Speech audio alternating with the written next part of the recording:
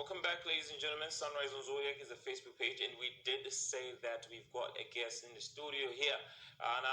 Conservation for Arts, formerly known as Conservation Music Malawi, is a registered nonprofit initiative made up of activists and artists from a wide array of expertise, including journalists, environmentalists, food and nutrition security experts, ICT experts, human rights activists.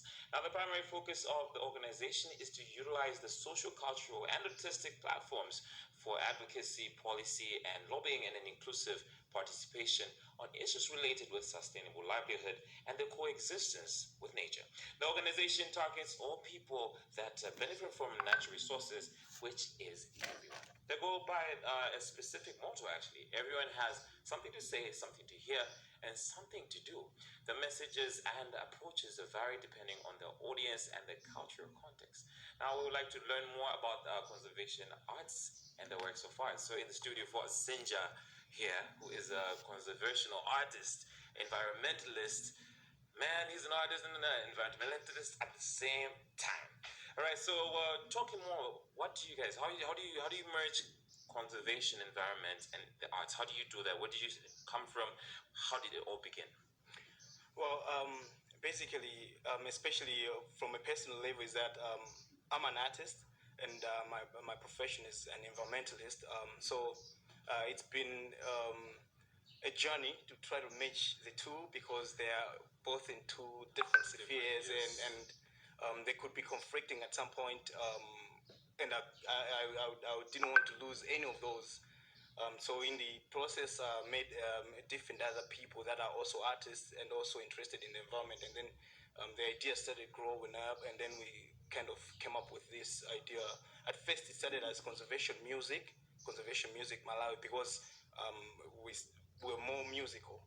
But then it developed to conservation arts because we wanted to encompass all the other aspects of an artistic platform, to talk about sustainable environmental management, and generally about natural resources.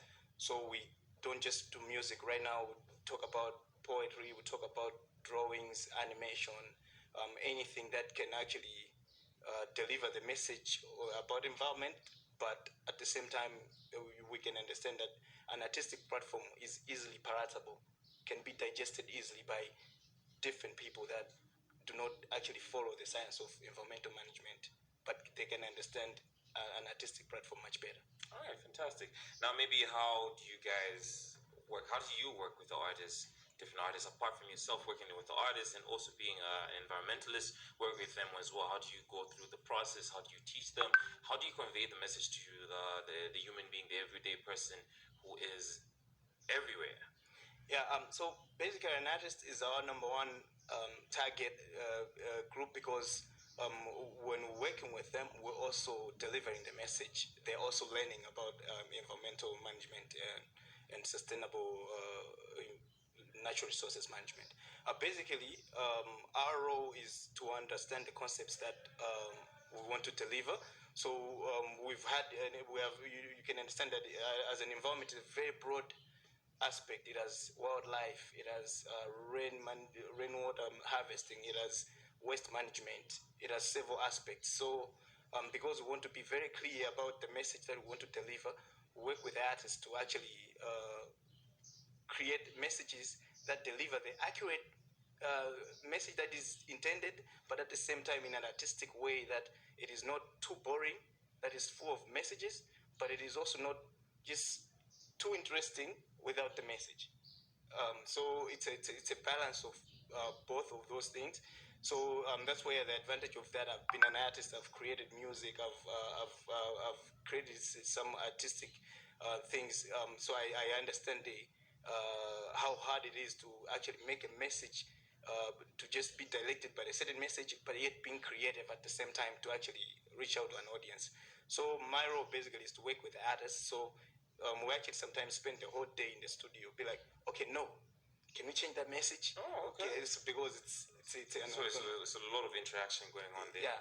Right now, maybe how does your work benefit from the environment, from those who derive from the livelihoods from the natural resources themselves? So basically, the target audience is like everyone.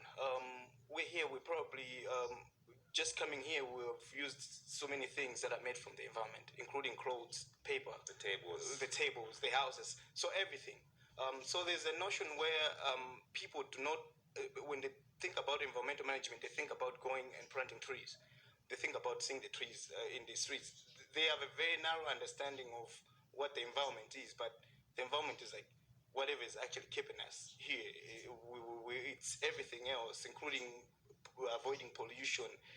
So our messages vary depending on who are we targeting. There's a target of the youth, the urban youth, that basically they probably don't even care about them. They will just be going on in their day-to-day lives, but they care less. You see them in the car, they'll be just throwing papers. They'll be just they do not understand how that interaction between their livelihoods and environmental management. And then there's an audience of the rural masses where they directly derive livelihood from better management of natural resources. So they make farms, they rely on the rain and things like those. So those messages also they differ because they are in a different context and their understanding wouldn't use urban music to actually relay a message to them. As well. So sometimes we actually have to go to that community, learn a traditional song, and actually change the messages in there and talk about environmental management in a chitelera rhythm or in a whatever cultural context that is. But our idea is that make sure the message is easily digested by the audience, so we can change depending on who we want to talk to at that point. Indeed. Now, maybe lastly, before we jet off, maybe what approaches do you have working with the rural communities and the youth and policymakers as of the moment? So basically, I'll just give you examples of what we've done, especially when we want to target the youth. So, for instance, like we were part of the Lake of Stars last year when we were doing waste management. So we, apart from just delivering the message during that event, we actually had a platform to perform and actually deliver those messages for the youth. So the messages and the artists that were there were mostly urban artists. We had Being a Tigress, and we've also done work with Janta, targeting the youth. But then when we go to the community, the rural communities, we also change the vibe. We also change how we approach it. So sometimes it has to involve a little bit working with the communities to actually learn what their cultural context That's is, true. and then infuse the music in there or infuse whatever. So you can get the message. Yeah. So that we can get the message where it has to be. Right. Fantastic. Zinja, thank you very much for just giving us time and quite interesting being a environmental conversationalist and also at the same time being an artist.